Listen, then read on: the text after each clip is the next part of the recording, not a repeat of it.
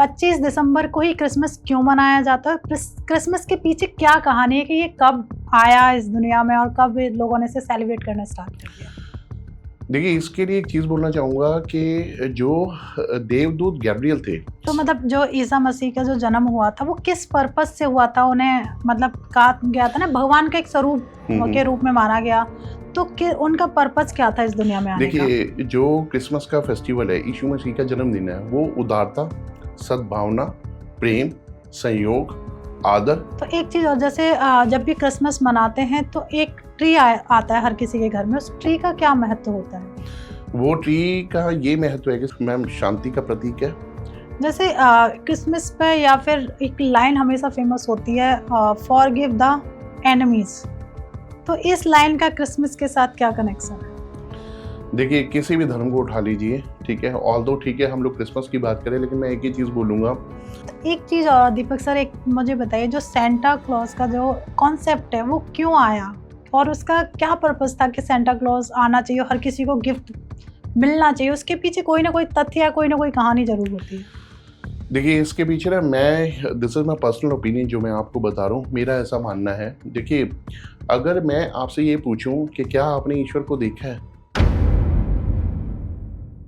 नमस्कार दोस्तों, आपका स्वागत है एक और नए एपिसोड में। मैं हूं आपकी होस्ट, आपकी दोस्त भारती। तो आज का एपिसोड बेहद खास है क्योंकि आज हम बात करेंगे क्रिसमस पर। क्योंकि हमेशा आपने देखा होगा दीपक सर को कि ऐसे पॉडकास्ट लेके आते हैं कि हर एक फेस्टिवल को स्टोरी के साथ ऐड ऑन करना, क्योंकि सर का जो काम है वो रियल एस्टेट का है और रियल एस्टेट का स्टोरी के साथ और त्योहारों के साथ क्या कनेक्शन है वो आपको हमारे चैनल पे हमेशा देखने के लिए मिलता है। क्योंकि आप बाकी की जो वीडियोस नहीं देखी हैं, आप पीछे जाके देख सकते हैं, जहां पे हमने दिवाली को कनेक्ट किया है, जहां हमने नवरात्रि को कनेक्ट किया, बहुत सारे ऐसे फेस्टिवल जहां रियल एस्टेट से कैसे कनेक्ट होते हैं। और सबसे बड़ी बात, हर एक फेस्टिवल की क्या स्टोरी होती है, क्यों मनाया जाता है, बड़े प्यार से और आसान लैंग्वेज में आपको बताते हैं। तो जैसे दीपक सर को आप पसंद करते हो तो सबसे पहले मेरी रिक्वेस्ट है, चैनल सब्सक्राइब कर लीजिए, क्योंकि जब आप सब्सक्राइब करेंगे तो आप हमारी फैमिली का हिस्सा बन जाएंगे। हर एक वीडियो आने से पहले आपके पास एक नोटिफिकेशन आएगा जिससे आप हमारे आने वाले एपिसोड को एंजॉय कर सकते हैं। तो स्वागत करते हैं सर का स्टेटली प्रॉप सॉल्यूशन से दीपक मदान सर। तो वेट नहीं कराते, राधे राधे सर। राधे राधे मैम, कैसे हैं आप सर? मैं बहुत बढ़िया मैडम, आप बताएं आप कैसे हैं? बहुत अच्छे हो सर, आपके बहुत सारे एपिसोड्स बड़े अच्छे जा रहे हैं और ऑडियंस बहुत पसंद कर रही है। बस एक छोटी सी शिकायत रहती है जो मैंने अभी स्टार्टिंग में बोल दी कि चैनल सब्सक्राइब नहीं करते हैं। कोई बात नहीं मैम, टाइम लगता है। वो कहते हैं ना कि कोई भी चीज़ अच्छी करने लगते हैं तो इट विल टेक टाइम, कई चीज़ों को समय लगता है, लेकिन ठीक है, it is very delighted moment for me that people are loving it. Right. ठीक है, और दूसरा डिलाइटेड मोमेंट मेरे लिए ये है कि I am the single one who has bring the concept of story telling and festival celebration. बिल्कुल, क्योंकि हमेशा ऑडियंस का एक सवाल भी रहता है, मेरा भी, कि रियल एस्टेट और त्योहार और साथ में स्टोरी टेलिंग, जो ये कॉम्बिनेशन जो आप बनाते हैं वो क्या है, और एक यूनिकनेस जो लेके आता है वो थोड़ा डिफरेंट ही दिखाता है कि सर का चैनल कुछ अलग ही लेके आ रहा है। तो थोड़ा सा उसमें आप बताएं। जैसा कि आपने इंट्रोडक्शन दिया, ये मेरा नाम दीपक मदान है और मेरी फर्म का नाम है द स्टेटली प्रॉप सॉल्यूशन। और मैंने इस फर्म को शुरुआत की थी, इस फर्म की मैंने जून 2024 में। ओके। तो आज लगभग मेरे को 1.5 साल हो चुका है। तो मैं अपने स्टोरी कॉन्सेप्ट को और फेस्टिवल कॉन्सेप्ट को आगे ले जाऊं, तो उससे पहले सभी को बताना चाहूँगा कि मैं इस साल में लगभग 7 बार अवॉर्डी रह चुका हूँ मैं। ओह वाओ, और कांग्रेचुलेशन। उसमें जो अवार्ड मिलने का रीज़न था वो बेस्ट कंसल्टेंसी और बेस्ट स्टोरी टेलिंग और best the way of how we are celebrating festival, how we are spreading love amongst the residents, और जितने भी हमारे व्यूअर्स हैं या जो लोग हमारे चाहने वाले हैं, जो भी लोग हमारे साथ कनेक्टेड है, तो कहीं ना कहीं हम उनको फेस्टिवल की इंपॉर्टेंस को बता पाएँ। तो ये अपने आप में एक बड़ा वॉव मोमेंट रहा है और मुझे ऐसा लगता है कि शायद मैं इस साल को नहीं भूल पाऊंगा। और जैसा कि अभी नया साल आने वाला है, तो एक चैलेंज और एक टारगेट ये भी रहेगा कि अगले साल की जो अचीवमेंट हो वो इस साल से भी बेहतर हो, और आप सभी लोग साथ रहेंगे तो, और मुझे यकीन है कि आप रहेंगे, ठीक है ना, क्योंकि आप लोग ही हैं जिन्होंने कहीं ना कहीं स्टोरी कॉन्सेप्ट को इंट्रोड्यूस करने के लिए भी मेरे को इनकरेज किया है, उसको पसंद भी किया है, और आगे भी आप इस तरीके की स्टोरीज और फेस्टिवल सेलिब्रेशन चाहते हैं तो ये चीज़ें कंटिन्यू रहेंगी। क्या बात है सर। और देखिए, सबसे बड़ा जो कॉन्सेप्ट है ना, जैसे क्या है कि मैं ऐसा मानता हूँ कि रियल एस्टेट जो है ना, it is not all about that buy sell and rent, it is beyond it. and what beyond. So it is love, care, emotions, connections. और ये तभी होता है कि जब मकान जो होता है ना, मकान ना रहकर घर बनता है, ठीक है ना। आइडियली जब लोग घर लेने जाते हैं, देखने जाते हैं, या डेवलपर भी जो घर ऑफर करते हैं, ठीक है, वो एक मकान है। लेकिन जब उसमें एंड यूजर जाता है, ठीक है, गृह प्रवेश करता है, वहाँ पे रहना शुरू करता है, वहाँ की अम्यूनिटीज को यूज करता है, अपनी एक स्टोरी बनाता है, ठीक है, तो एक्चुअल में वो घर बनता है, ठीक है ना। घर कहते हैं घर के लोगों से बनता है। राइट। और आइडियली आपने देखा भी होगा, कुछ टाइम पहले एक सीरियल आया करता था, कहानी घर घर की। हर कहानी घर की एक कहानी होती है, ठीक है ना। Every home make a story and every story makes a home.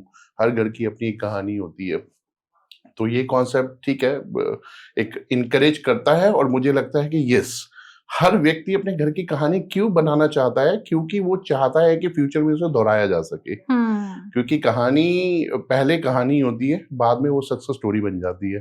बिल्कुल। तभी लोग आपसे कहते हैं कि जैसे जिस वक्त, जिस समय आप किसी मुकाम पे होंगी, तो आप नहीं, लोग आपको बोलेंगे, tell me ma'am your success story. तो स्टोरी के साथ सक्सेस लग जाता है। और कहानी वो होती है जिसको दोहराया जा सके, जिसे बताया जा सके, बिल्कुल। ठीक है ना। तो आज सबसे बेस्ट पार्ट ये है कि हम लोग क्रिसमस के ऊपर चर्चा जो करने है वाले हैं। चर्चा करने वाले हैं, ठीक है। और ये जो साल का है, लगभग अब देखिए 5 से 6 दिन ही रह गए हैं, ठीक है। तो overall we are going to close 2025 और एक नए साल में हम लोग एंटर करने वाले हैं। और एक बात और है जो आपको बताना चाहूँगा, इन 7 अवार्डों में, ऑल्दो एक अलग पॉडकास्ट भी है मेरा इसके ऊपर आने वाला है, ठीक है। बट एक अवार्ड जो है, जो मैं यहाँ पे स्पेसिफाई करना चाहूँगा, जो मेरे को स्पेशल इमोशन कैटेगरी के ऊपर मिला है मेरे को। और वो जो अवार्ड है, वो बेसिकली मेरे को मिला है विनीता मलिक जी से। वाओ। आपने एक सीरियल देखा होगा, ये रिश्ता क्या ये कहलाता रिश्ता है, क्या उसमें कहलाता अक्षरा की दादी का रोल इन्होंने प्ले किया है। जी जी जी। तो ये भी अपने आप में एक बेस्ट मोमेंट है कि जब आप किसी कॉन्सेप्ट के साथ आए हैं, ठीक है, और आपके कॉन्सेप्ट को पसंद करने वाला कोई सीनियर है, ठीक है, किसी का एक्सपीरियंस है, किसी की एज है, किसी की मेच्योरिटी है, और किसी ने अपनी जिंदगी के ज्यादातर साल इमोशनल सीरियल्स किए हों, ठीक है, बहुत अच्छी एक्टर है वो। तो उन्होंने मेरे को इनवाइट किया था और अवार्ड दिया था मेरे को। तो वो मेरे लिए बहुत बेस्ट मोमेंट था। ऑल्दो मेरे लिए सातों और बहुत इंपॉर्टेंट थे, बट वो मेरे लिए अपने आप में एक बहुत बेस्ट मोमेंट क्योंकि एक था। कहानी थी, यस, सक्सेस वो, स्टोरी। हाँ, बिल्कुल सबसे बड़ी बिल्कुल बात, बिल्कुल। अगर जैसे आज का जो एपिसोड हम करने वाले हैं वो क्रिसमस पे करने वाले हैं। क्रिसमस को अगर हिंदू धर्म में देखा जाए तो बड़े दिन से काउंट किया जाता है, बिल्कुल या उसे बिल्कुल। कहा जाता है कि आज बड़ा दिन है हमारे एंड ऑफ द ईयर का। तो ये मतलब कैसे कनेक्ट करते हैं आप उसे, अगर मैं मानूं, आप उसे कैसे एक स्टोरी में बताएंगे हमारे ऑडियंस को? देखिए, क्रिसमस की, यस, आपने बिल्कुल सही कहा है कि हिंदू धर्म में इसकी शुरुआत जो होती है ना, वो बड़े दिनों की शुरुआत से माना जाता जी। है, ठीक है।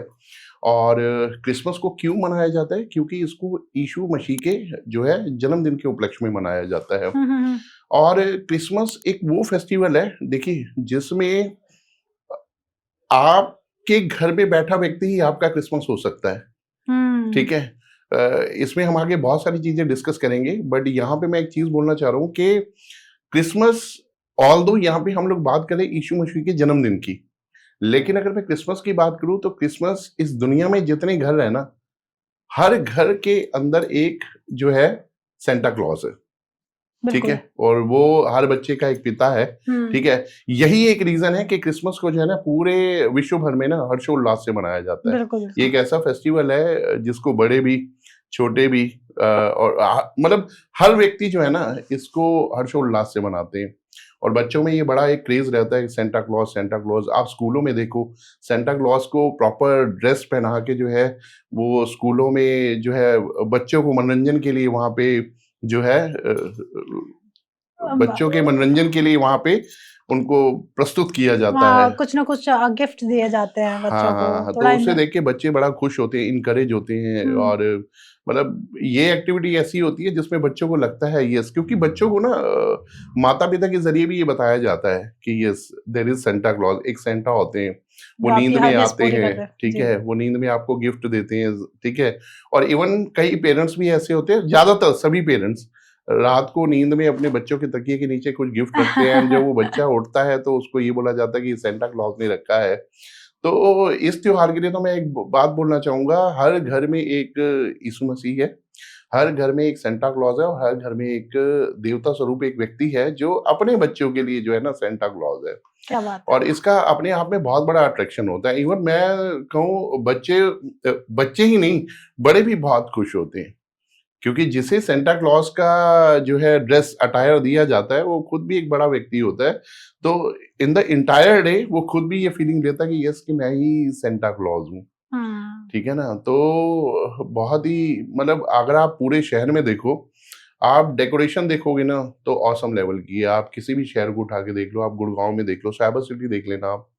आपको साइबर हर सिटी साल में जिस उल्लास के तरीके साथ की मनाया जाता है। डेकोरेशन, मैं सोसाइटीज की बात नहीं कर रहा, मैं हम्म। इवन ऑन रोड भी बात कर रहा हूँ। जब आप साइबर सिटी में आप एंटर इवन होते हैं तो गाड़ी से घूमोगे, आप देखोगे जो आसपास जो ग्रीनरी है वहां पे सारी डेकोरेशन है, लाइटिंग है, सेंटा क्लॉज बनाए जाते हैं। ठीक है, और इस तरीके से जो है क्रिसमस को सेलिब्रेट किया जाता है, हर्षोल्लास होता है। कोई भी मॉल ऐसा नहीं होता जिस मॉल में सेंटा क्रिसमस क्लॉज ना की बनाया यस यस। जाए। और दूसरा ये भी कह सकते हैं कि क्रिसमस जो है इट इज अ डे जहाँ पे ये आगाज है कि यस अब एक नए साल में भी हम लोग एंटर करने वाले एंटर हैं। करने ठीक वाला है है। ना? बड़े दिन के साथ साथ ये वो दिन होते हैं जिन दिनों में लगभग सर्दी भी एक पीक लेवल पे शुरू हो जाती है, बड़े दिन भी शुरू हो जाते हैं, प्लस 5 से 6 दिन के गैप पे आपका नया साल शुरू हो जाता है। लोग बड़े कमिटेड होते हैं। ठीक है, तो इस तरीके से जो है क्रिसमस का कहीं ना कहीं हर व्यक्ति के अंदर एक क्रेज है कि how we have to be celebrated, और हर व्यक्ति इसको बहुत अच्छे अपने अपने स्टाइल में इसको बहुत अच्छे तरीके बहुत से अच्छे तरीके मनाते से हैं। मना। बिल्कुल बिल्कुल। एक चीज और जैसे अगर हमने बात की है कि जो हम देखते आ रहे हैं वही होता चला आ रहा है, 25 दिसंबर को ही क्रिसमस क्यों मनाया जाता है? क्रिसमस के पीछे क्या कहानी है कि ये कब आया इस दुनिया में और कब ये लोगों ने इसे सेलिब्रेट करना स्टार्ट कर दिया? देखिए, इसके लिए एक चीज बोलना चाहूंगा कि जो देवदूत गैब्रियल थे वो पहली बार मरियम नाम की स्त्री के सामने प्रकट हुए थे। हम्म। ठीक है, और उन्होंने मरियम को ये बात बोली थी कि एक यीशु के जन्म के लिए ना तुम्हारा चयन किया गया है। और स्वर्ग दूत ने ना मरियम को ये बात बोली थी कि आप डरो मत, इस पुत्र को आप जन्म दो। क्यों? क्योंकि ये पुत्र नहीं होगा, ये ईश्वर का रूप होगा, ये ईश्वर ही होगा, ईश्वर का रूप भी नहीं होगा, ये ईश्वर होगा। और जो जन्म था ना वो 25 दिसंबर को हुआ था। ओके। यस। तो मतलब जो ईसा मसीह का जो जन्म हुआ था वो किस पर्पस से हुआ था? उन्हें मतलब कहा गया था ना भगवान का एक स्वरूप के रूप में माना गया, तो उनका पर्पस क्या था इस दुनिया में आने का? देखिए, जो क्रिसमस का फेस्टिवल है, यीशु मसीह का जन्मदिन है, वो उदारता, सद्भावना, प्रेम, संयोग, आदर, सम्मान, इन सब चीजों के लिए जो है ना उनका यहाँ पे जन्म हुआ था। और देखिए, किसी भी ईश्वर का जन्म, आप एक चीज समझिए, हमेशा उद्धार करने के लिए होता है। ठीक है ना? हमेशा उद्धार करने के लिए राइट होता है। अब इस फेस्टिवल में उद्धार की कहाँ पे बात आती है? अब आप एक देखिए, एक ऐसा फेस्टिवल जो बच्चों के लिए मसीहा, बड़ों के लिए मसीहा। ठीक है ना? आप मेरे को कोई एक फेस्टिवल बताइए जिसमें चलिए ठीक है, बच्चे क्रेजी तो चलो ठीक है, वो दिवाली पे भी होती है, दशहरे पे भी होते हैं, बट एक ऐसा फेस्टिवल जिसमें बच्चों को कोई अगर चॉकलेट भी दे रहा है तो they are feeling much more happy. Chocolate भी मिल रही है, they are happy, they are looking the colour right red, ठीक है, एज अ सेंटा क्लॉज। और जो ग्रीन है वो उसमें क्रिसमस ट्री में देख रहे हैं। जी। ठीक है, बच्चों के अंदर ये क्रेज होता है कि उस ट्री को हमने तैयार करना है, उस ट्री में वो अलग अलग तरीके के गिफ्ट लगाते हैं, उसको तैयार करते हैं, अपने घर में रखना पसंद करते हैं। ठीक है, तो ये जो त्योहार है ना, ये बेसिकली हर छोटा बड़ा उसको इस तरीके से मनाते हैं कि हर एक्टिविटी के अंदर ना कहीं ईश्वर का रूप नजर आता है। बिल्कुल। तो एक चीज और जैसे जब भी क्रिसमस मनाते हैं तो एक ट्री आता है हर किसी के घर में, उस ट्री का क्या महत्व होता है? वो ट्री का ये महत्व है कि सर वो मैम शांति का प्रतीक है, वो सद्बुद्धि का प्रतीक है। ठीक है, वो प्रोस्पेरिटी का प्रतीक है और वो उदारता का प्रतीक है।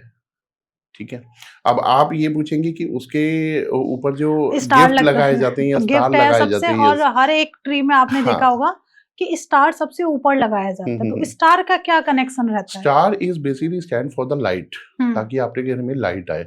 एंड द गिफ्ट्स, जो गिफ्ट लगे हुए होते हैं ना, वो ये कि आपका घर संपन्न रहे। एक चीज और दीपक सर, एक मुझे बताइए, जो सेंटा क्लॉज का जो कॉन्सेप्ट है वो क्यों आया और उसका क्या पर्पस था कि सेंटा क्लॉज आना चाहिए, हर किसी को गिफ्ट मिलना चाहिए? उसके पीछे कोई ना कोई तथ्य या कोई ना कोई कहानी जरूर होती है। देखिए इसके पीछे ना this is my personal opinion जो मैं आपको बता रहा हूँ, मेरा ऐसा मानना है। देखिए, अगर मैं आपसे ये पूछूं कि क्या आपने ईश्वर को देखा है, नहीं, ईश्वर को किसी ने भी नहीं देखा। बिल्कुल चलिए नहीं। इसको मैं दूसरे तरीके से और पूछता हूँ, क्या आप ईश्वर को मानते हैं? हाँ, मानते हैं, बिल्कुल मानते हैं। हम सभी मानते हैं, ठीक है, जितने भी हमारी ऑडियंस है सभी मानते हैं।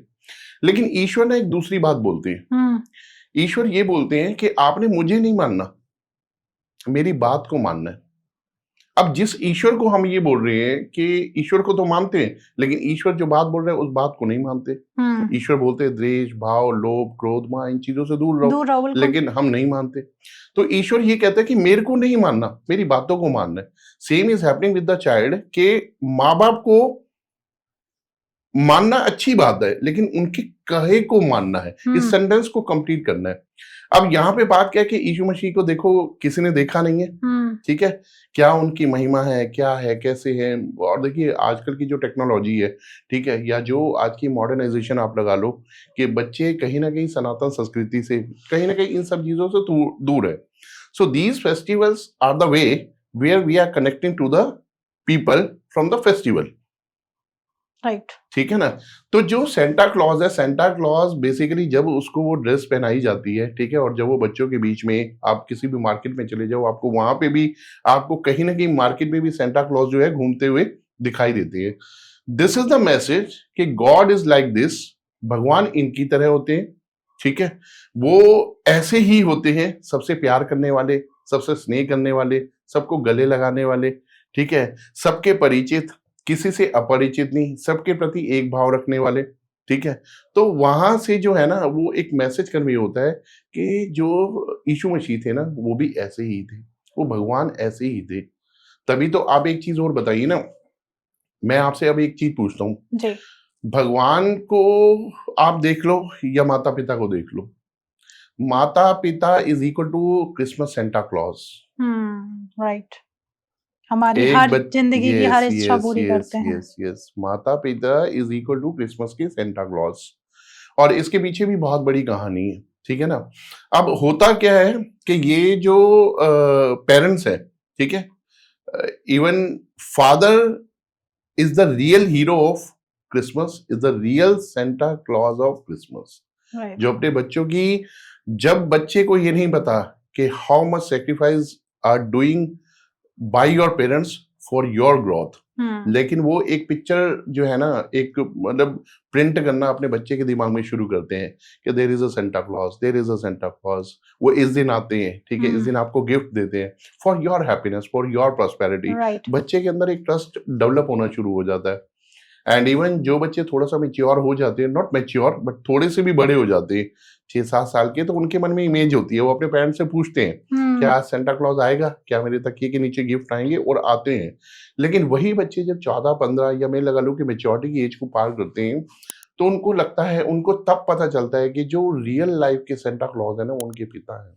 आजकल ऐसा माहौल है कि बच्चे पहचान जाते हैं कि पहले से ही पता होता है कि रियल सांता क्लॉज कौन है। उन्हें पता है पापा हैं, पर रात में उनकी अभी से ही लिस्ट बनना शुरू हो चुकी है कि क्या-क्या उन्हें चाहिए। नहीं, बिल्कुल बिल्कुल फेस्टिवल तो बिल्कुल। है मतलब, पर एक आपने बात कही थी जहाँ थोड़ा-सा एज़ ए होस्ट मुझे पूछनी चाहिए कि आपने अध्यात्म और सनातन के साथ इस फेस्टिवल को ऐड ऑन किया, पर सनातन में इस फेस्टिवल को नहीं माना जाता है। देखिए बहुत सारे लोग अध्यात्म, इस पे कमेंट भी करते हैं और बहुत सारी हमेशा टिप्पणियाँ आती हैं इस त्योहार को लेके, जहाँ कहते हैं कि ये तो अपना सनातन का है ही नहीं ये त्योहार, पर आपने सनातन के साथ कनेक्ट किया। नहीं, मैंने सनातन और अध्यात्म का जब नाम लिया था वो हमने बच्चों के लिए लिया था, हुँ, बिकॉज क्योंकि हमारी संस्कृति में कहीं ना कहीं या तो हम एजुकेट नहीं हो पा रहे हैं, या बच्चे उस लेवल से हमारे साथ कनेक्ट नहीं हो पा रहे हैं। But the way of festival we are celebrating, कहीं ना कहीं हम बच्चों को कनेक्ट कर रहे हैं। And one of the festival is Christmas. I am not asking कि Christmas is directly connected to the Sanatan, hmm, but yes of course if the craze is there, craze is there, अगर right, बच्चों right. में कहीं ना कहीं craze है, तो कहीं ना कहीं हम उनको अध्यात्म से कनेक्ट कर सकते हैं, ठीक है हुँ, ना। यही एक, आप एक बात बताइए, दिस इज द वे, ठीक है, जहां पे आप बच्चों को बता सकते हो या बच्चे भी आपसे पूछ सकते हैं पूछ सकते कि हैं। यीशु मसीह कौन थे। और आप एक चीज देखिए ना, यही एक वो दिन है जिस दिन चर्च में प्रार्थनाएं होती हैं, हुँ, और रात में होती है प्रार्थना, रात और में होती रात में पूजा जो है ना, प्रार्थना की जाती है समृद्धि के लिए, हुँ, आपका प्रोस्पेरिटी के लिए। जीवन में उदारता के लिए, उदारता के लिए, प्रेम के लिए, राइट राइट, सद्भावना के लिए। तो एटलीस्ट जो आपको पता है वो भी तो आप बच्चों को ही बताओगे ना। बिल्कुल तो बिल्कुल। कहीं ना कहीं हम अध्यात्म से कनेक्ट है, ठीक है ना, हम उस रूप से कनेक्ट है जो रूप कहीं ना कहीं विश्व के भले के लिए। तो ये चीज है। जैसे क्रिसमस पे या फिर एक लाइन हमेशा फेमस होती है, फॉरगिव द एनिमीज। तो इस लाइन का क्रिसमस के साथ क्या कनेक्शन है? देखिए किसी भी धर्म को उठा लीजिए, ठीक है, ऑल्दो ठीक है हम लोग क्रिसमस की बात करें, लेकिन मैं एक ही चीज बोलूंगा, वो है एक रूप अनेक है, ठीक है ना। चाहे हम उसको किसी भी रूप में कोई भी फेस्टिवल उठा लें, हर फेस्टिवल की महिमा अलग है, उसका तरीका अलग है कि उसको सेलिब्रेट कैसे करना है, बट वो रूप एक ही है। और हर रूप एक ही बोलता है कि देखो, ईश्वर ने ना जब आपको धरती पे भेजा है, अब यहाँ पे हम ईश्वर को यीशु मसीह के नाम से ही ले लेते हैं, ठीक है। जब हमारे को धरती पे भेजा है ना, तो हमारे को दोस्त और दुश्मन के रूप में नहीं भेजा जी, उसने, हमारे को इक्वल भेजा है। इक्वल भेजा, राइट। दोस्त और दुश्मन ना धरती पे आपके बने, आपके व्यवहार से बने। जिनके साथ आपका अच्छा व्यवहार रहा या जिन्होंने आपके साथ अच्छा किया वो आपके मित्र बन गए, या जो आपके हिसाब से नहीं चले या आप जिनके हिसाब से नहीं चली वो आपके दुश्मन हो गए। ऊपर वाले ने नहीं बर्त किया, ऊपर वाले ने इक्वालिटी के साथ आपको भेजा है, राइट, ठीक है ना। तो ऊपर वाले का ये मैसेज है, ठीक है, उस यीशु मसीह का लगा लो, परमपिता परमात्मा का लगा लो, ऑलमाइटी का लगा लो, कि अगर कोई आपको ऐसा लगता है कि जिसके साथ आपका मन भेद है, मतभेद के लिए नहीं, मतभेद के लिए तो वो कहते हैं कि आप समाज में रह रहे हो, आप इस देश में रह रहे हो, तो मतभेद चल सकता है, कोई एक बात है, उसका एक ओपिनियन है, आप एक मत रखती है, मैं नहीं रखता, मतभेद चलना चाहिए बट मन भेद नहीं चलना चाहिए। तो ये तो मैम क्रिसमस की हर, आप किसी भी ग्रंथ को उठा लो, किसी भी फेस्टिवल को उठा लो, किसी भी ईश्वर की महिमा ले लो, तो वो यही बोलते हैं कि दुश्मनों को भूल जाओ। परसेप्शन अलग हो सकता है बट अच्छा, इसके पीछे एक लॉजिक और भी है जी। वो लॉजिक क्या है, किसी से भी इतनी दुश्मनी ना रखें, ठीक है। इसको भूलने का मतलब ये नहीं है कि किसी ने आपको कुछ कह दिया और आप भूल ही गए, लेकिन यहाँ पे स्कोप ऑफ, जिसे मैं बोलूंगा स्पेस, किसी के साथ इतनी दुश्मनी भी ना रखें कि कल को मित्रता की गुंजाइश ही ना रहे। इसे प्रॉपर माफ करना नहीं है, ठीक है। अब मान लो किसी ने आपको कोई शारीरिक क्षति पहुंचाई है, ठीक है, किसी ने आपके मन को चोट पहुंचाई है, शरीर का घाव भर जाता है बट मन का घाव नहीं भरता। तो ऐसा भी नहीं है कि आप उसको बिल्कुल माफी कर दें, ठीक है, क्योंकि देवता तो यीशु मसीह है, हम तो उसके भक्त हैं, राइट, ठीक है।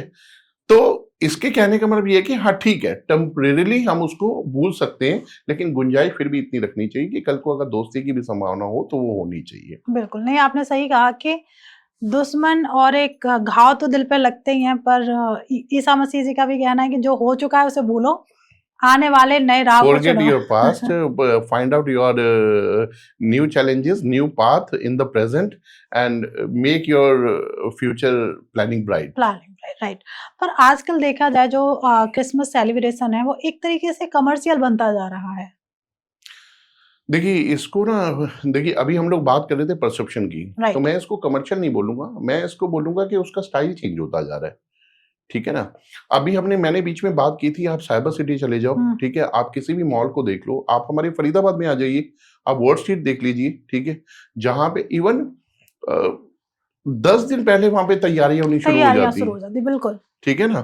It means a lot of decoration, a lot of arrangement are required. जिस मॉल को डेकोरेट करने के लिए 10 दिन पहले तैयार है, it means there is no single family जो क्रिसमस को नहीं सेलिब्रेट करती। क्रिसमस को सभी लोग सेलिब्रेट करते हैं, तभी तो लोग क्रिसमस वाले दिन अपने घर से बाहर निकलते हैं। And I have seen lot of malls, they have you know, parking में जगह नहीं होती गाड़ी पार्क करने की, ट्रैफिक जैम होता है, ठीक है। पब्लिक, आपको ऐसे लगेगा कि सारे ब्रांड्स पे आपको रश नजर आएगा। People are doing window shopping भी कर रहे होते हैं, एक्चुअल शॉपिंग भी कर रहे होते हैं, हर जगह क्राउड होता है, क्रेज होता है लोगों में। तो मैं इसको कमर्शियल नहीं बोलूंगा, मैं इसको बोलूंगा कि किसी भी फेस्टिवल को मनाने का एक ग्रैंड, जिसे कहते हैं ना, एक फॉर्मूला लगा लो या एक तरीका है कि हम किस चीज को कितना बेहतर सेलिब्रेट कर सकते हैं। तो मैं इसको, ठीक है, आज की डेट में फिर अगर देखा जाए तो कौन सा ऐसा फेस्टिवल है जो कमर्शियल नहीं है, ठीक है। आप नवरात्रि देख लो, रियल एस्टेट के अंदर नवरात्रि बोनेंजाज के ऑफर निकलते हैं, इसको भी हम कमर्शियल कह सकते हैं, but no, it is not commercial. It is the way we are connecting to the people with the brand and with the festival. अब ओके, यहाँ पे इसको थोड़ा सा मैं एलेबोरेट करना चाहूंगा, बिल्कुल क्योंकि बिल्कुल बहुत अच्छा क्वेश्चन है और कहीं ना कहीं सभी की इंटरेस्ट क्या है. हमारा देश जो है ना, मान्यताओं का देश है. जी। अब उन मान्यताओं में क्या है कि यदि गंगा में स्नान करते हैं तो स्नान करने से पाप धुलते हैं, हम्म, और मान्यता है तो मानना भी चाहिए. बिल्कुल है। एक मान्यता ये भी है कि अगर सूर्य देवता को जल चढ़ाते हैं तो जीवन में प्रकाश आता है. हम्म, एक मान्यता ये भी है कि पीपल के पेड़ पे अगर धागा बांधते हैं और धागा बांधते वक्त अगर आप मन्नत मांग रहे हो तो आपकी तो मन्नत पूरी होती है. जी, एक मान्यता ये भी है कि एक लड़की करवा चौथ वाले दिन व्रत रख रही है और अर्घ चढ़ाकर वो अपने पति की लंबी आयु की कामना करती है, तो वो एक व्रत बन गया और हर साल रखा जाता है. जी, तो we have to give the respect to the perception of the others. Right. आपकी धारणा क्या है? अगर आपकी धारणा ऐसी है तो उसको मानिए आप. हम्म, ठीक है ना. तो यहाँ पे भी क्या होता है, इसको कमर्शियल मैं नहीं बोलूंगा, मैं बोलूंगा कि इसको हम सामने वाले के इमोशंस को एक लेवल ऊपर रख के, अपलिफ्ट करके उसको थोड़ा सा बड़े तरीके से सेलिब्रेट कर ले. ओके। अभी आपने बात की, देखिए इमोशंस की भी कनेक्शन है, पर ये जो फेस्टिवल है क्रिसमस, अगर देखते जा रहे हैं जिस हिसाब से, मेरे हिसाब से कमर्शियल होता चला जा रहा है। अगर हम पुअर पीपल की बात करें तो कहीं ना कहीं वो चमक धमक बस वो देखते रह जाते हैं, पर वो एक आस मन में रहती है कि शायद मैं भी मना पाता या मेरे बच्चे को मैं गिफ्ट दे पाता. उस पे आपके क्या विचार है? नहीं, this opportunity is equal for everyone. देखो, हर कोई अपने हिसाब से जो है ना उस फेस्टिवल को सेलिब्रेट कर रहा है. हम्म, आप देखिए, जो ओपन मॉल्स में है, चलिए ठीक है, तो मॉल में जो व्यक्ति जा सकता है, जो शॉपिंग कर सकता है या जो विंडो शॉपिंग कर सकता है, वो जा रहे हैं. अदरवाइज जो ओपन स्पेसेस हैं, आप साइबर सिटी चलिए मेरे साथ, आप जितना भी लैंडस्केपिंग वहां पे रोड के तरफ हो रखी है, आप वहां पे देखेंगे तो वहां पे आपका ट्री रेडी कर रखे हैं. ठीक है ना, वहां पे लाइटिंग है एंड लोग उसको एंजॉय कर रहे हैं. एंड कौन सी ऐसी जगह है, अब आप ये देखिए ना कि क्या कहते हैं, छोटे छोटे ट्री भी मार्केट में अवेलेबल है. ठीक है, लोग उन ट्री को लेके आते हैं. हम्म, अभी हम ट्री की महिमा की बात कर रहे थे कि ट्री की क्या महिमा है. जो विशालकाय वृक्ष होता है, वृक्ष की क्या महिमा है? देखो, पेड़ से आपको छाया मिलेगी, छाया मिलेगी, वो राइट, पेड़ आपको यही आपको मैसेज देता है आपकी बिल्कुल फैमिली के फल लिए. देगा। पेड़ पे फल लगते हैं आपके. ठीक है, हम्म, तो उस ट्री को जब आप घर लेके आते हैं तो आपके भी जो फ्लावर्स हैं, जो फ्रूट्स हैं, वो हम्म, कहीं ना कहीं वो डबल ट्रिपल होते हैं. समृद्धि आती है आपके घर में. पर एक चीज हमेशा सुनने में आ रही है, जो जीसस का असली मैसेज था उसे लोगों ने कहीं ना कहीं छुपा दिया है. उस पे आपके क्या विचार है? देखिए, यहाँ पे मैं ये कहना चाहूंगा कि अभी हम लोगों ने पहले भी इसके ऊपर बात की है कि सभी का मैसेज एक ही है. हम्म, ठीक है, शांति, संयम, बिल्कुल. समृद्धता, उदारता. हम्म, ठीक है, लेकिन ये छुपाया गया है या सामने नहीं आया है. लेकिन मैं सिर्फ आपको इतना कहना चाहूंगा कि ये जो फेस्टिवल है ना, पहले क्या हुआ है क्या नहीं हुआ इसके बारे में तो देखो, ठीक है, टाइम नोस. लेकिन मेरे को ऐसा लगता है कि जैसे जैसे समय बढ़ा है, हम्म, जैसे जैसे फेस्टिवल की महिमा बढ़ी है, जैसे जैसे समाज में लोग एक साथ हुए हैं, और इसका देखिए, मैं एक क्रेडिट तो ना इसका मैं सोसाइटीज को भी देता हूँ. हाई रेज अपार्टमेंट जब मार्केट में आए, ठीक है, तो यहाँ पे क्या हुआ, मिक्स कैटेगरी आई. ठीक है, पंजाबीज भी हैं, जैनिस भी हैं, बनिया भी हैं, क्रिश्चियन भी हैं, राजस्थानी भी हैं. ठीक है, पहले क्या था, हर व्यक्ति अपनी कास्ट और रीजन के हिसाब से अपने फेस्टिवल को मना रहा है. बट आज क्या है, आज सारे लोग एक साथ हो गए हैं. आप सोसाइटीज में देखो, अब बिल्कुल. मान लो कोई 5 एकड़ की सोसाइटी है, उसके अंदर अपार्टमेंट है 700. ठीक है, तो 700 व्यक्ति का रीजन अलग अलग है, बिल्कुल, बट वहां पे सेलिब्रेशन का जो प्रोसेस है वो सबके लिए बराबर सबके है. लिए बराबर है. वहां पे क्रिसमस भी सेलिब्रेट हो रहा है, न्यू ईयर भी सेलिब्रेट हो रहा है, दिवाली भी हो रही है. People are coming to the one place. Right. People are coming to the one place. They are knowing with each other. वो एक दूसरे के बारे में जान रहे हैं. ठीक है ना, अगर मान लो मैं क्रिश्चियन हूं और आप पंजाबी हैं, तो मेरे को आपसे पंजाबी फेस्टिवल की महिमा का पता चल रहा है. और आप पंजाबी हैं, मैं क्रिश्चियन हूं, तो आपको मेरे से क्रिसमस की महिमा पता चल रही है. बिल्कुल, बिल्कुल. इसको छुपाना नहीं बोलेंगे. एक्चुअली क्या था, पहले धर्म अलग थे, हम्म, अभी भी अलग है, बट अभी कहीं ना कहीं ये जो लोग हैं ये एक साथ आए हैं. आए हैं, अगर कनेक्ट हो रहे एक हैं. साथ रह रहे हैं, कनेक्ट हो रहे हैं, तो कहीं ना कहीं फेस्टिवल भी वो एक साथ सेलिब्रेट कर रहे हैं. और देखिए, मैं एक चीज और भी मानता हूं, ना तो समाज ना देश ऐसा चाहता है. ठीक है, देश तो उदारता ही चाहता है, और सबसे बड़ी बात शांति, शांति और उदारता. ठीक है, सद्भावना, देश तो यही चाहता है. दैट इज द रीजन ना कि आप देखो, इतने बड़े बड़े ब्रांड्स हैं. अब मैंने आपको फरीदाबाद की बात की थी, फरीदाबाद में ओमेक्स हम्म। बड़ा ब्रांड जिसकी सबसे बड़ी पहल है क्रिसमस को सेलिब्रेट करने में। एंड इवन मैं तो आपको भी और सभी ऑडियंस को भी इनवाइट करूंगा, अगर आप फरीदाबाद या फरीदाबाद के आसपास रहते हैं तो आप एक बार फरीदाबाद देखिए कि बिल्कुल। 25 तारीख को किस तरीके से सेलिब्रेट होता है। आप गुड़गांव में आइए, आप देखिए डीएलएफ किस तरीके से करता है। आप गुड़गांव का कोई भी डेवलपर, मैंने गुड़गांव बोला है, फरीदाबाद का किसी भी शहर का कोई भी डेवलपर, आप उनकी एक बार एक्सपीरियंस सेल्स गैलरी देख लीजिएगा। वहां वो स्पेशल सबसे बड़ा वाइड ट्री लगाते हैं, सेंटा क्लॉज होता है। इवन जो क्रिसमस के कार्निवल्स वहां पे लगते हैं, through this carnivals the people are coming for showcasing the property. वो प्रॉपर्टी को देखने आ रहे हैं एंड उनको वहां पे क्रिसमस का फील दिया जाता है। अब आप एक बात है, क्रिसमस कार्निवल, कार्निवल का मतलब ही यही है कि स्पेशल ऑफर्स हैं, बहुत सारी चीजें हैं। और किस लिए लगाया गया है? उन्हीं के लिए लगाया है, बिकॉज क्योंकि आज उनका बर्थडे है, जन्मदिन है। बिल्कुल बिल्कुल। और कार्निवल का तो मतलब स्टार्टिंग पहले से ही हो जाती है, कोई 20-21 से स्टार्ट कर देते हैं। और ये आपको ये भी बता दूं, ये कंसेक्यूटिव 2 या 3 दिन का रहता है। ठीक है ना, 25 तारीख है तो ये लगभग 23 तारीख से लगना शुरू हो जाता है। बिल्कुल। 23 तारीख को, 24 को, 25 को। एंड इवन एक बेस्ट पार्ट और देखिए, all the families are invited. ठीक है ना, कभी भी आप इनविटेशन देखिएगा तो उसमें ये लिखा होता है कि your entire family is invited. तो और ये फेस्टिवल सबसे बड़ी बात ये कि रियल एस्टेट में नहीं, ये स्कूलों में भी लग रहा है। ठीक है ना, ऑर्गेनाइजेशंस में भी लगता है। ठीक है ना, तो इसकी अपनी एक वो महिमा है। और देखिए सबसे बड़ी बात फिर वही एक बात आती है धारणा की। अब जिसकी धारणा ये है कि मान लो मैं क्रिसमस पे कोई प्रॉपर्टी बाय कर रहा हूँ, तो क्रिसमस पे डिसीजन लेते हैं, बिकॉज क्योंकि उस समय कुछ ना कुछ डिस्काउंट ऑफर भी होता है। बिल्कुल। ठीक है ना, तो कस्टमर उसको अवेल करता है। एक चीज है, जैसे अभी हम बात करेंगे प्रॉपर्टी को लेके, प्रॉपर्टी और एसेट्स में डिफरेंस क्या होता है? प्रॉपर्टी और एसेट्स में डिफरेंस, देखिए एसेट्स आपकी कोई भी हो सकती है। एसेट आपकी गोल्ड भी है, एसेट आपके म्यूचुअल फंड भी है। ठीक है, एसेट आपकी प्रॉपर्टी तो बढ़ाई है। और जो प्रॉपर्टी है ना, property is basically kind of asset. Assets के बहुत सारे वर्टिकल हैं, जैसे भी हम लोगों ने गोल्ड की बात की, जैसे हम लोगों ने म्यूचुअल फंड की बात की है, बट प्रॉपर्टी जो है, property is a kind of आपका एसेट्स, कि आपके एसेट्स में कौन कौन सी चीजें आती हैं।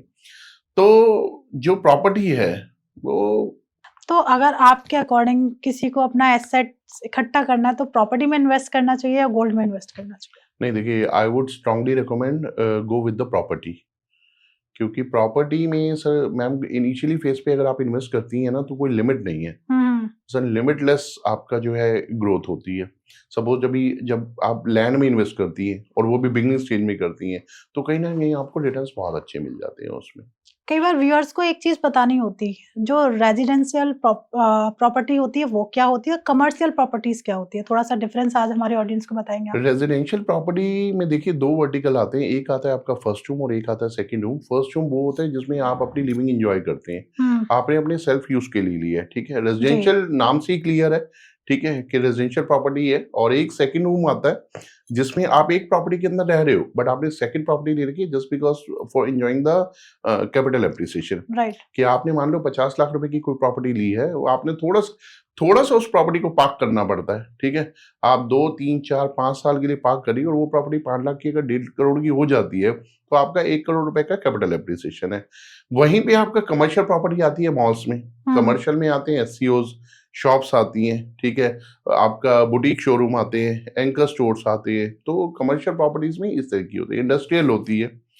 तो कमर्शियल प्रॉपर्टी में ये वाला टाइटल रहता है। तो कमर्शियल प्रॉपर्टी में भी वैसे आप प्लान कर सकते हो। सपोज करो आप कोई फैक्ट्री चला रहे हो, आप शोरूम चला रहे हो, ठीक है, आपको अपने सेल्फ यूज के लिए चाहिए, आप एक शॉप चला रहे हो, उसके अलावा आपको दूसरी प्रॉपर्टी चाहिए, तो वो भी आपका कैपिटल एप्रिसिएशन के लिए होगी। जैसे आपने कहा कि पैसा बढ़ता है, तो रियल एस्टेट में कैसे पैसे बढ़ता है उससे? मैडम रियल एस्टेट में ही बढ़ता है। देखिए मैं एक चीज बोलता हूँ, देयर आर 3 ट्रेड्स जिसमें जो है ना, अगर आप मेहनत से काम करते हो तो ग्रोथ आपकी फास्ट है। ठीक है, first is real estate, second is Bollywood and third is politics. ठीक है, आइडियली बहुत ज़्यादा लोग पॉलिटिक्स को प्रेफर नहीं करते, बिकॉज क्योंकि वो हर किसी का अपना अपना ट्रेड है। ठीक है, बट जो लोग पॉलिटिक्स को प्रेफर करते हैं, ठीक है, वो पॉलिटिक्स में एंटर करते हैं। दूसरा आता है बॉलीवुड, बट बॉलीवुड के लिए क्या है कि आपको इनिशियली फेज पे ना, आपको बहुत बिगनिंग स्टेज में इनिशिएटिव लेना होता है। एंड मैंने बहुत सारी पर्सनैलिटीज को देखा है जो 20-21 साल की उम्र में बॉम्बे गए हैं, ठीक है, वहाँ 6-6 7 साल लगाने के बाद वो वापस आ जाते हैं। जी अल्टीमेटली क्या है, उम्र हो जाती है उनकी 30 साल के आसपास, तो बहुत टाइम भी वेस्ट हो जाता है। ठीक है, एक तीसरा ट्रेड है रियल एस्टेट का। रियलिस्ट ठीक है, जिसके अंदर ग्लैमरस है, जिसके अंदर मनी है, जिसके अंदर स्टाइल है, लिविंग स्टाइल है, ठीक है, फ्यूचर की होप्स है, बहुत सारी चीजें हैं, तो इसलिए लोग रियल एस्टेट को प्रेफर करते हैं, क्योंकि रियल एस्टेट के अंदर भी it depends on your efforts, how much efforts you are putting for getting your growth and money. Real estate को लॉन्ग टर्म इन्वेस्टमेंट क्यों कहा जाता है? लॉन्ग टर्म इसलिए कहा जाता है क्योंकि देखिए, शॉर्ट टर्म में कोई भी इन्वेस्टमेंट आपको रिटर्न्स नहीं देता है। लकली हो सकता है कि आपने कोई प्रॉपर्टी आज बाय की और आपको 5 से 6 महीने के अंदर ही आपको कोई रिटर्न्स मिल जाए, तो वो एक अलग बात है। बट लॉन्ग टर्म इसलिए बोला जाता है कि इन केस इनिशियली फेज पे अगर आपको रिटर्न्स नहीं भी मिल रहे हैं, at least you should have to park your investment for next 5 years। आप उसमें देखें, और मैंने बहुत सारे शहर ऐसे देखे हैं, बहुत सारी सिटी ऐसी देखी हैं जहां पे ग्रोथ कुछ टाइम के बाद आई है। जैसे मैं साउथ ऑफ गुरुग्राम की बात करता हूँ, ठीक है, गुड़गांव कितना कॉस्टली है, सोना लोगों की नजर से बचा हुआ था, ठीक है, बट गुड़गांव में जब प्रॉपर्टी बहुत महंगी हुई तो सभी डेवलपर की नजर सोना पे पड़ी, क्योंकि सोना ही एक ऐसा शहर था जो गुड़गांव से कनेक्टेड था, गुड़गांव से कनेक्ट, राइट। ठीक है ना, तो सबसे पहले नजर वहीं पड़ी, तो वहां पड़ी तो देखो सभी डेवलपर्स वहां पे चले गए। आज सेंटर पब वहां पे है, डीएलएफ वहां पे है, सिग्नेचर वहां पे है, ठीक है, साउथ ऑफ गुरुग्राम में एमवीएन वहां पे है, जीएलएस वहां पे है, तो सारे ब्रांड वहां पे, ठीक है ना। तो आज वहां की ग्रोथ भी आप देख लो, आज वहां पे आपको प्लॉट 1 65 1 70 से नीचे वहां भी नहीं मिलता है आपको। तो इसीलिए है कि जो ग्रोथ फैक्टर है ना, वो आप बिगनिंग स्टेज में करते हो ना, तो वो फिर आपको फास्ट आता है, अच्छा आता है। जैसे लॉन्ग टर्म की बात कर रहे हैं, क्योंकि एक मिडिल क्लास व्यक्ति के पास ना बहुत या इनकम बहुत शॉर्ट होती है, या बहुत, अगर वो लॉन्ग टर्म के लिए इन्वेस्ट करता है तो उसके लिए प्रॉपर्टी लेना एक सही डिसीजन रहेगा? नहीं, बिल्कुल उसके लिए प्रॉपर्टी लेना ही सही डिसीजन है, ठीक है ना, क्योंकि land always appreciate, never depreciate. जमीन हमेशा कुछ देती है, ठीक है ना, लेती नहीं है, तो लैंड एप्रिसिएशन हमेशा रहता है। और देखिए, इस बात को हम, ऐसा नहीं है कि आप और हम एक फेस्टिवल के जरिए पॉडकास्ट के थ्रू ऑडियंस को मैसेज दे रहे हैं। एवरीबडी नोज, इतिहास गवाह है, आपके पेरेंट्स इस बात का गवाह हैं, आपके ग्रैंड पेरेंट्स इस बात का गवाह हैं। They are giving example as on today, to you, to us, to all the audience, कि बेटा जब हमने प्रॉपर्टी ली थी तब देखो कहाँ थी, आज देखो तुम्हारे प्लॉट की कीमत क्या है। तो ये एक ऐसा एग्जाम्पल है जो हम सभी के बीच में बड़ा कॉमन है, और हम सब अपने पेरेंट्स से सुनते रहते हैं। तो इसका तो इतिहास गवाह है मैम, कि जिन्होंने भी जमीन में लगाया है तो वो कहीं ना कहीं उन्होंने कमाया है। बिल्कुल। ये रेरा क्या होता है? रियल एस्टेट रेगुलेटरी अथॉरिटी है ये बेसिकली क्या है कि ईयर 2014 में, ये जैसे होता है ना बैंक्स को, जैसे बैंक्स को आरबीआई कंट्रोल करता है, इंश्योरेंस को सेबी करता है, ऐसे ही रियल एस्टेट को रेरा कंट्रोल करता है। ठीक है ना, तो रेरा वो लॉबी है जिसपे, ठीक है, कस्टमर ट्रस्ट करते हैं। If product is RERA approved ना, तो कहीं ना कहीं ट्रस्ट फैक्टर बढ़ जाता है, और ये बॉडी बहुत जरूरी है, बिकॉज डेवलपर्स के ऊपर भी थोड़ा सा एक कैप लग गई है, ठीक है ना, कि उनको भी रिस्ट्रिक्शन ये लग गई है कि टाइम फ्रेम में प्रोजेक्ट पूरा करना है, क्योंकि रेरा की गाइडलाइंस के अकॉर्डिंग अगर काम नहीं है, ठीक है, या आप प्रोजेक्ट को डिले करते हो, तो फिर रेरा पेनलाइज करता है डेवलपर को, प्रोडक्ट को, ठीक है ना। और रेरा जो है वो कहीं ना कहीं वो कस्टमर के हित के लिए है। आजकल जैसे अब फेस्टिवल पे भी हमने काफी चर्चा की है, तो एक भैया के फेस्टिवल के दौरान आपके द्वारा कुछ टिप ऐसी मिल जाए लोगों को जिससे उनका उद्धार हो जाए, इसलिए थोड़े से मैंने सोचा कि रियल एस्टेट पे आपसे क्वेश्चंस किए जाएं। आजकल देखा गया है रियल एस्टेट में बहुत ज्यादा फ्रॉड हो रहे हैं, वो फ्रॉड कैसे होते हैं और इंसान उनसे कैसे बच सकता है कि उनके साथ रियल एस्टेट में फ्रॉड ना हो? देखिए, इसके लिए क्या है कि मैं एक चीज मानता हूँ कि फ्रॉड होने के लिए ना, आप कहीं ना कहीं कस्टमर भी रिस्पॉन्सिबल है, ठीक है ना। एटलीस्ट देखिए, अगर आप कोई ready to move in property ले रहे हैं, ठीक है, तो रेडी टू मूव इन में तो खैर थोड़ा सा स्कोप कम होता है, बट कोई अंडर कंस्ट्रक्शन प्रॉपर्टी ले रहे हैं तो आपको एटलीस्ट 2-3 चीजें जरूर चेक कर लेनी चाहिए, ठीक है। इसमें मेरा एक बड़ा वो रहता है कि आप 3 P's चेक करिए, ठीक है ना। First P is profile of the company, company का प्रोफाइल क्या है, ठीक है, एटलीस्ट आपका पैसा हार्डेस्ट है, राइट, ठीक है ना, it is not easy earning money, right, तो आप पहले प्रोफाइल चेक करो कि जहां पे आप पैसे लगा रहे हो, ठीक है, उसका प्रोफाइल क्या है, पास्ट में उसकी डिलीवरीज कितनी है, प्रेजेंट में उसका क्या चल रहा है, फ्यूचर में क्या प्लान है। उसके बाद आप चेक करो प्रोडक्ट क्या है, ठीक है ना, प्रोडक्ट किस तरीके का है, क्या वो मार्केट में चलेगा या नहीं चलेगा, ठीक है, प्रोडक्ट की वायबिलिटी क्या है, ठीक है। उसके बाद आप चेक करो प्राइस, यानी कि पेमेंट प्लान आपको फ्लेक्सी है या नहीं, आपको कंफर्टेबल है या नहीं, आपकी पॉकेट के अकॉर्डिंग है या नहीं, आप उसको पे कर पाएंगे या नहीं। क्योंकि बहुत सारे फैक्टर आते हैं। कई बार क्या होता है कि अगर मैं इन्वेस्टर लॉबी की बात करता हूँ तो उनका एक प्लान होता है कि हम 30% पैसा लगाएंगे, उसके बाद हमें कुछ रिवेन्यू मिलेगा तो हम उसमें से एग्जिट हो जाएंगे। लेकिन वो क्या होता है, ठीक है, किसी वजह से मान लो प्रोडक्ट नहीं भी बनता है तो उसमें से कैसे एग्जिट लोगे आप, ठीक है ना। तो थिंक अबाउट दिस कि you are the end user of the property, ठीक है ना। आप उसमें जाएं और आप फिर देखिए। अगर आप इन्वेस्टर पॉइंट ऑफ व्यू से जाएंगे तो इन्वेस्टर पॉइंट ऑफ व्यू में आप पहले से रेडी रहिए कि पॉसिबिलिटी हो सकती है कि थोड़ा रिस्क भी रहे, ठीक है ना। तो ये वहां पे आता है।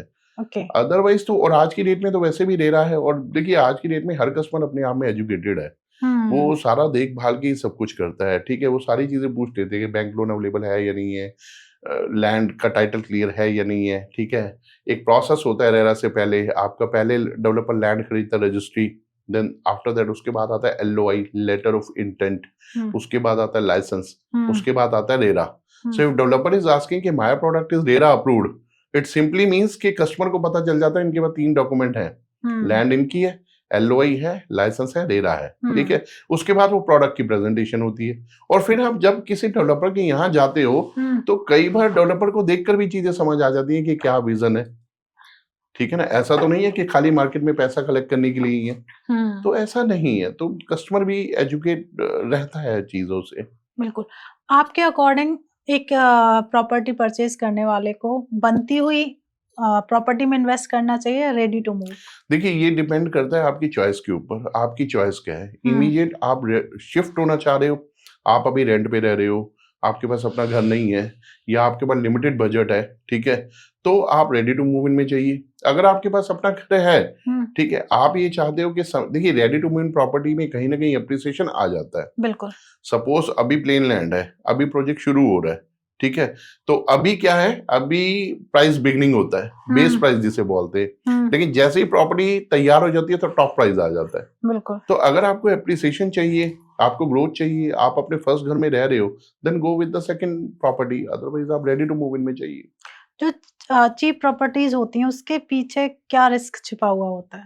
देखिए जो ऐसी, मेरे हिसाब से तो ऐसा कोई रिस्क नहीं होता है। सपोज फॉर एग्जांपल लीजिए, मान लीजिए किसी डेवलपर ने एक फ्लोर इंट्रोड्यूस की है, सपोज करो मैं मान लेता हूँ 70 लाख रुपए की प्रॉपर्टी है, 70 लाख रुपए का फ्लोर है, तो 70 लाख के फ्लोर में उसका एक पेमेंट प्लान है, ठीक है। आज गुड़गांव में आपको 3.5-4 करोड़ से कुछ नहीं मिलता, बट अगर आपको 70 लाख में कुछ मिल रहा है, ठीक है, अंडर कंस्ट्रक्शन, जो 4 साल बाद मिलेगा, तो देयर इज नो हार्म, क्योंकि 4 साल के बाद वही 70 लाख रुपए की चीज आपकी नाना करते 2.5 करोड़ की होगी। तो ऐसा रिस्क कुछ नहीं होता है, बस खाली आप लैंड देखिए, पेपर देखिए, ठीक है, रेरा अप्रूव्ड है या नहीं वो देख लीजिए, उसके बाद ठीक है आप उसको एज पर दी पेमेंट प्लान और अप्रोच ऑफ डेवलपर आप उसको कर सकते हो। लोकेशन प्रॉपर्टीज का रेट कैसे फाइनल करती है? देखिए रियल एस्टेट का मंत्र एक ही है, location location and location. First is location, second is location, third is location, right, ठीक है ना। देखिए मैं एक चीज बोलूंगा आपको कि इंसान रोड पे होता है तो उसकी कोई कीमत नहीं है, लेकिन अगर प्लॉट, मकान या घर आपका रोड पर है तो उसकी वैल्यू होती है, ठीक है ना। तो वो मैटर करता है आपका लोकेशन ही। ओके। एक लोकेशन एक डेवलपर उसे कैसे प्रीमियम बना देता है? देखिए लोकेशन का advantage, location, cost of location developer पहले ही पे कर चुका है लैंड खरीदने से पहले, ठीक है ना। क्योंकि एक प्रॉपर्टी अगर मेन रोड पे है, ठीक है, हाईवे पे है, बैंग ऑन मथुरा रोड लगा लो, बैंग ऑन कनेक्टिविटी उसकी बहुत अच्छी है, तो ऑलरेडी डेवलपर उसकी कॉस्ट को पे कर चुका है। इट सिंपली मींस कि फिर वो आगे भी उतने ही हिसाब से, पेइंग कैपेसिटी के हिसाब से ही अपनी चीज को इंट्रोड्यूस करेगा, ठीक है। लेकिन करे या ना करे, लेकिन उसको दूसरा फायदा एक ये भी होता है कि लोकेशन को देख के कस्टमर्स का जो फ्लो होता है ना वो ज्यादा होता है। अब आप एक चीज देखिए, डेवलपर आइडियली क्या लिखते हैं, जिसकी प्रॉपर्टी मेन रोड पे रहे वो लिखेगा bang on Mathura road, okay, और जिसकी थोड़ी सी अंदर जाके तो वो लिखेगा well connected to Mathura road. There is no meaning of well connected to. Well what does it mean well connected? अंदर जाके है तो मतलब अंदर जाके है, और मथुरा रोड पे है तो मतलब मथुरा रोड पे। सो लिखने का तरीका है। So bang on Mathura road means मैं मथुरा रोड के ऊपर हूँ, और एक होता है well connected to. Well connected means अंदर है प्रॉपर्टी, वो तरीका बताया गया है कि आपका द्वारका एक्सप्रेसवे से वेल कनेक्टेड है, मथुरा रोड से वेल कनेक्टेड है, बट है कनेक्टेड है बट अंदर जाके है। क्या बात है, ये कहीं ना कहीं टिप मिल गया हमारी ऑडियंस को, वो दोनों में कंफ्यूज हो जाते हैं। एक चीज और बताइए, अगर कोई होम लोन लेना चाहता है तो क्या प्रोसेस रहता है होम लोन का? होम लोन के लिए सिंपल प्रोसेस होता है, बैंक ने ऑथोराइज कर रखा, डेवलपर ने ऑथोराइज कर रखा होता है बैंक्स को, ठीक है। इनकी आपस में अंडरस्टैंडिंग होती है, पेपर फॉर्मेलिटीज होती हैं जो बैंक की कुछ डिमांड पर डेवलपर पूरी कर देता है, ठीक है। उसके बाद डेवलपर अप्रूव कर देता है कि यस मेरा जो प्रोजेक्ट है, this project is approved by this this this bank. फिर वो जो कस्टमर होते हैं वो अपना पेपर सबमिशन करते हैं। देन एक क्राइटेरिया होता है कि 25% पेमेंट के बाद उनको अलॉटमेंट लेटर मिल जाता है। देन वो सारे वो पे करते हैं, सबमिट करते हैं डॉक्यूमेंट, तो उनका लोन अप्रूव हो जाता है और फिर वो बैंक लोन से हो जाता है। लोग अगर कोई प्रॉपर्टी परचेज कर रहे हैं और उनका मन है कि वो ईएमआई पे लें, तो ईएमआई जो है प्रेशर न बने, तो उसके लिए क्या प्लानिंग करनी चाहिए उन्हें? देखिए ईएमआई अगर आप ready to move in property लेने हैं तो बट ये ऑफ कोर्स है कि भाई आपकी ईएमआई तो बनी जाती है, ठीक है। बट अगर आप अंडर कंस्ट्रक्शन प्रॉपर्टी में जा रहे हैं तो अंडर कंस्ट्रक्शन प्रॉपर्टी में आइडियली डेवलपर ये ऑफर देते हैं कि 10 या 20% आप इनिशियल पे करिए, रेस्ट ऑन पोजीशन है, तो फिर आपकी पोजीशन से ईएमआई शुरू होती है, ठीक है ना। लेकिन रेडी टू मूव में आपकी ईएमआई तुरंत शुरू हो जाती है क्योंकि आप शिफ्ट हो गए ना, बैंक आपसे रजिस्ट्री ले लेता है, बैंक रजिस्ट्री ले लेता है तो आपकी पर मंथ आपका ईएमआई शुरू हो गई। लेकिन अंडर कंस्ट्रक्शन में क्या होता है, एज पर the policy of developer, if developer is asking कि पे 10% तो आपका 90% पोजीशन से शुरू हो जाती है ईएमआई, लोन हो जाता है आपका। इफ डेवलपर इज आस्किंग 20% तो 80% हो जाता है। ये डिपेंड करता है कि आप कौन सी प्रॉपर्टी पे जा रहे हो, तो ईएमआई आपकी उस हिसाब से शुरू होती है। 2025 से अगर हम 2030 की बात करें तो रियल एस्टेट का फ्यूचर आप कहाँ तक देखते हैं? देखिए रियल एस्टेट का फ्यूचर आज बहुत ब्राइट है, ठीक है। अगर मैं स्पिरिचुअल जगहों की बात करूं तो वृंदावन के बाद अयोध्या, अयोध्या के बाद गढ़, ठीक है। अब सभी का जो फोकस है वो कहीं ना कहीं गढ़ पे है, और गवर्नमेंट का भी रुझान है कि जहाँ पे दो चीजें, जहाँ पे स्पिरिचुअलिटी है और जहाँ पे टूरिज्म आ सकता है, उन जगहों को जो है ना कहीं स्पार्क दिया जाएगा, उन्हें बूस्ट किया जाएगा, ठीक है। और रही बात ये कि रियल एस्टेट अब 2026-27 में कैसा होगा, देखिए बहुत सारे शहर ऐसे हैं जिनमें लग्जरी मिसिंग रहा है, ठीक है। अगर मैं फरीदाबाद की बात करूं तो फरीदाबाद में मिसिंग था, ठीक है। Now luxury is coming up with biophilic design towers on bank of Mathura road by RPS group, तो फरीदाबाद में भी अब आप लग्जरी को एंजॉय कर पाओगे, ठीक है। और दूसरा लग्जरी अगर मैं आज की डेट में गुड़गांव की बात करता हूँ तो कोई प्राइस की लिमिट नहीं है, 100 करोड़ का भी अपार्टमेंट बिक रहा है और 250 करोड़ का भी बिक रहा है, ठीक है। बट फिर वही पेइंग कैपेसिटी, तो आज की डेट में क्या है कि गुड़गांव, नोएडा और गाजियाबाद से हर दूसरा कस्टमर आज की डेट में फरीदाबाद मूव कर रहा है। बिल्कुल। जो फर्स्ट टाइम वायर है उससे आप क्या टिप देना चाहेंगे? मैं सिर्फ आपको इतना कहना चाहूंगा, सबसे पहले तो अपनी प्रॉपर्टी प्लान करो, क्योंकि आप फर्स्ट टाइम प्रॉपर्टी ले रहे हो, ठीक है। तो पहले अपनी प्रॉपर्टी का डिसीजन प्रॉपर्टी में ही रखना, मतलब सर्वे करते करते उसको डाइवर्ट मत करना। Proper you have taken the decision that you have to buy the property, please buy it first, ठीक है। दूसरा, आप चाहे ईएमआई पे प्लान करना चाह रहे हो या वन शॉट लेना चाह रहे हो, गो विद द डेवलपर जिसका कहीं ना कहीं कोई प्रोफाइल हो, बिकॉज क्योंकि पहली आपकी प्रॉपर्टी है, ठीक है। रिस्क फैक्टर आपका 0 रहेगा, ठीक है। आप किसी ऐसी प्रॉपर्टी या किसी ऐसे ब्रांड पे चले गए, ठीक है, जहां पे आप खुद 50-50 हैं, और अगर बाय द वे वो प्रोजेक्ट डिले हो जाता है या आपको टाइम से नहीं मिल पाता या आपने जो पैसा इन्वेस्ट किया है उसका एप्रिसिएशन आपको नहीं मिलता, तो कहीं ना कहीं आपके लिए पेनफुल रहेगा। तो किसी ऐसे प्रोडक्ट पे जाइएगा जो लगभग आधा तैयार हो गया और 1.5 साल का टाइम रह रहा हो, जिसको आप आसानी से थोड़ा सा बियर भी कर सकें, ठीक है। क्योंकि आफ्टर ऑल मैं फिर वही एक ही बात बोलूंगा, क्यों, क्योंकि पहला घर होगा आपका, आप अपने घर में शिफ्ट होंगे तो स्टोरी बनाएंगे तो फेस्टिवल भी आएंगे, फेस्टिवल सेलिब्रेट भी करोगे, ठीक है ना। तो it will make your due stories, first story of yours कि आपने अपना घर बनाया कैसे, ठीक है ना, क्योंकि लोगों की ये स्टोरी है। मैं फिर एक ही चीज बोलूंगा कि अगर हम अपने पेरेंट्स और ग्रैंड पेरेंट्स से देखेंगे तो they will tell you their painful story कि उन्होंने ये घर कैसे बनाया, राइट। लोग अपना पहला घर बनाने के लिए जेवर तक भी बेच देते हैं अपने घर के, ठीक है ना। एंड जो फेस्टिवल है वो कहीं ना कहीं यादें बनाते हैं, ठीक है ना। तो इसीलिए फर्स्ट बायर का तो मैं यही बोलूंगा कि गो विद द डेवलपर जिसका एक प्रोफाइल ठीक ठाक सा हो, और जो लगभग, अगर आपके पास थोड़ा टाइम है तो ठीक है भाई, जिसने आधे से ज्यादा स्ट्रक्चर तैयार कर दिया तो आपको पता है हाँ भैया 1.5 साल में मिल जाएगा। बिल्कुल प्लेन लैंड पे मत जाइएगा, थोड़ा सा मैं ये एडवाइस करना चाहूंगा। बाकी चॉइस विल बी योर्स, ठीक राइट। है ना, वो तो डिसीजन खैर आप ही का ही रहेगा। Hmm. After that you are going to be the part of the society, ठीक है, कहीं ना कहीं सोसाइटी का हिस्सा बनेंगे, लोगों के बीच में जाएंगे। बिल्कुल। तो सर जैसे हमेशा हमारा जो पॉडकास्ट होता है स्टोरी पे होता है, और आप क्रिसमस पे अब हमने आपसे चर्चा की और काफी अच्छा लगा। क्रिसमस पे हमने कुछ ऐसी बातें की जो जनरली लोग समझते भी हैं और करते भी हैं। अगर कोई हमारे पॉडकास्ट देखकर आपसे कनेक्ट करता है किसी प्रॉपर्टी को लेकर, तो क्या रहेगा क्रिसमस का ऑफर आपकी तरफ से?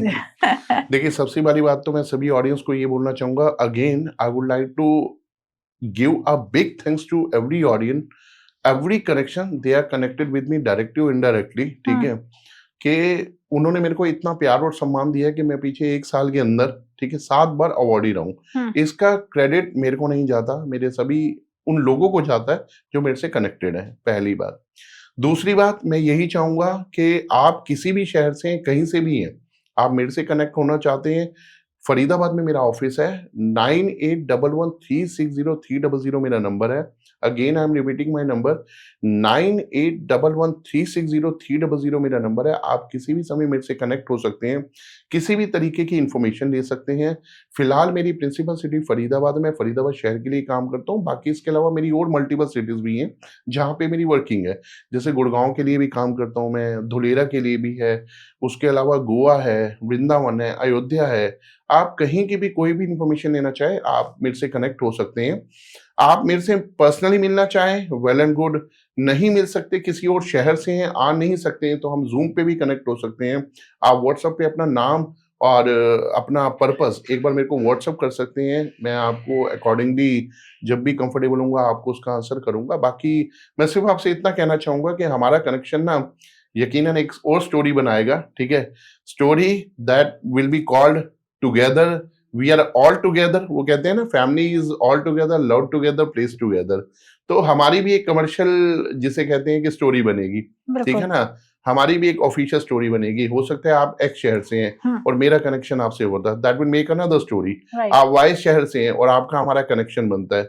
और आज की डेट में देखिए, रियल एस्टेट जो है ना, वो कहीं ना कहीं किसी स्पेसिफिक शहर तक नहीं रह गया, ठीक है। I have seen lot of people, वो अपने ऑफिस में बैठे हैं and they are calling on the phone and Dubai में प्रॉपर्टी बेच देते हैं, बिकॉज क्योंकि डेवलपर आज की डेट में ऐसे शोज लेके आ रहे हैं। और आपको एक चीज और बताऊं मैम, मेरे को जैसे 7 सेलिब्रिटी से अवार्ड मिला है, आज की डेट में डेवलपर्स भी इस क्यू में है, ठीक है ना, एंड दे आर कॉलिंग।